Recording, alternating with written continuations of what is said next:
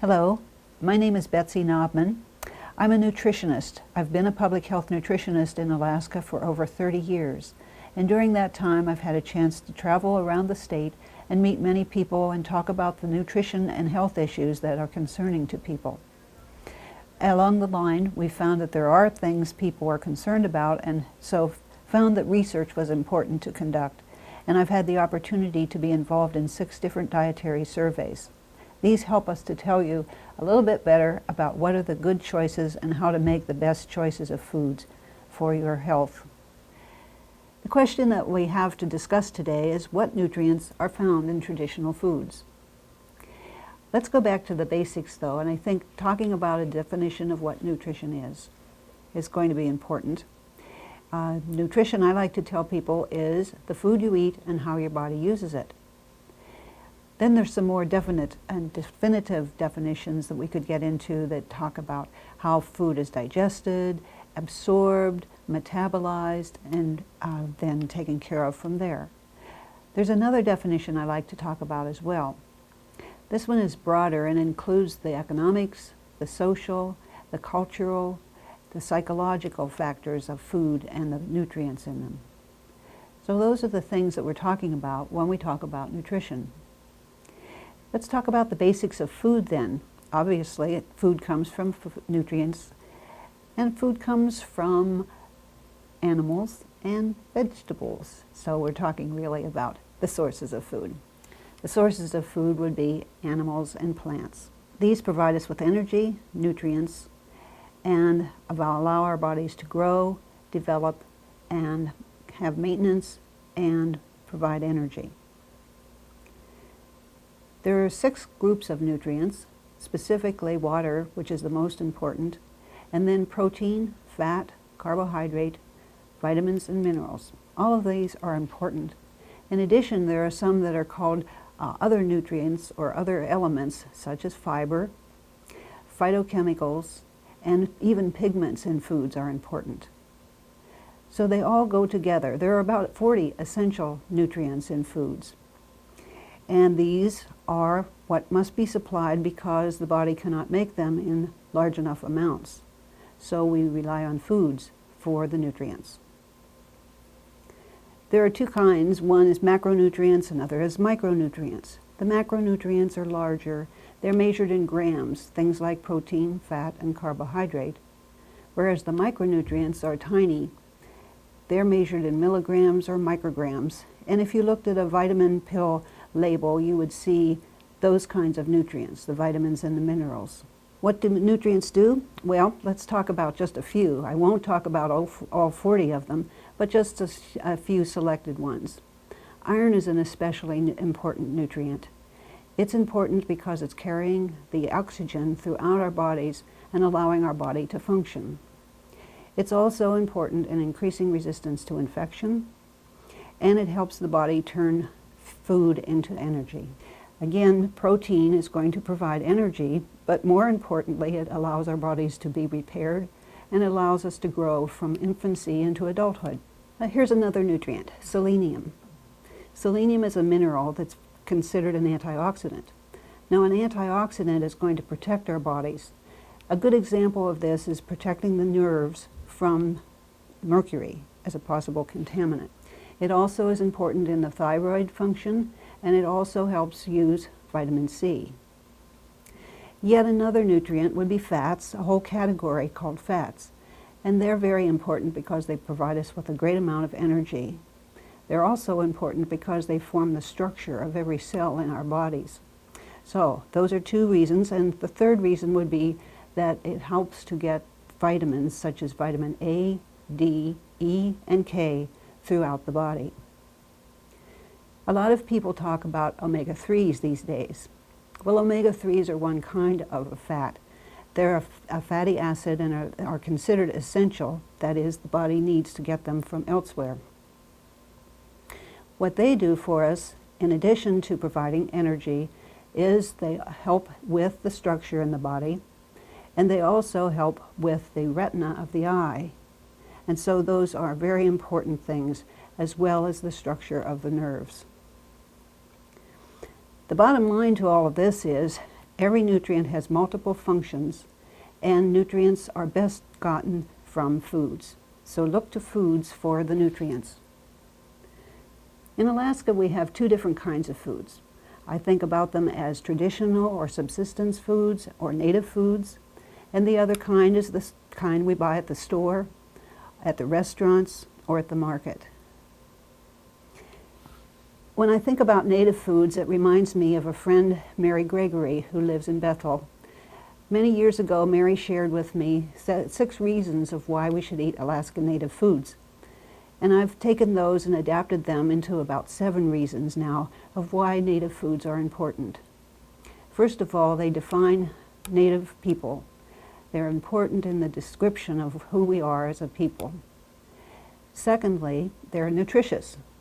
Another reason is they're free, relatively speaking.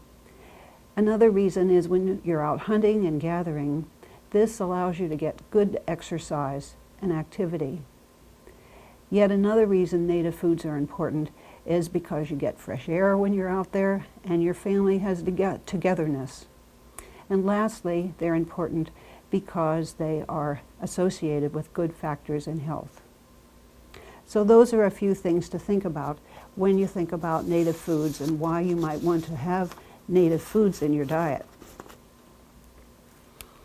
Here's an example then of how to get enough foods and enough of the nutrients from different foods. These charts show you the nutrients that are in each of these foods. So if you look at the chart, you'll see a red bar that shows you protein.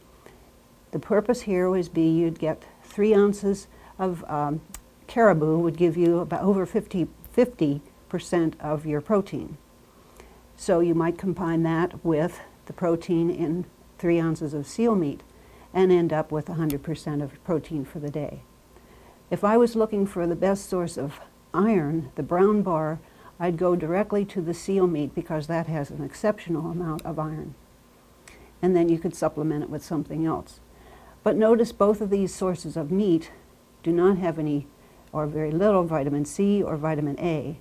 So I have to look at the bottom bar graphs and look to the left side where you'll see salmon berries. And I call these low bush salmon berries. Speaking about cloudberries or the low bush, and those are the ones that have a good amount of vitamin C in them. If you had vitamin A that you were looking for, then I'd encourage a person to choose the other type of salmon berry, the high bush salmon berry. So they all go together to make a balanced diet, some foods from each of the categories. Alaskan traditional foods provide disproportionately large amount of nutrients when compared with the amount of energy that they contribute to the diet. The proportion of energy and nutrients that come from native foods is illustrated here. 15% of the energy comes from native foods. Now you might expect that that would be true for all of the nutrients, but in fact, protein comes predominantly from native foods in this population, as does fat, monounsaturated fat, polyunsaturated fat, and omega-3 fatty acids. That's up to 56% comes from traditional foods. And vitamin B12, 61% comes from traditional foods. And iron, 25% comes from traditional foods. So you can see that they are very rich in many nutrients. Specifically, I'd like to direct your attention to sources of iron. Here again, if you compare native foods with non-native foods, you'll find outstanding sources of iron. Just 3 ounces of clams would provide you with your total day's supply of iron. Likewise, seal meat or cockles would be excellent sources, ptarmigan, moose, and then you come to the bottom of this slide where you see spinach and lean beef, neither of which are providing that much iron, and yet these are sources of iron that are often recommended.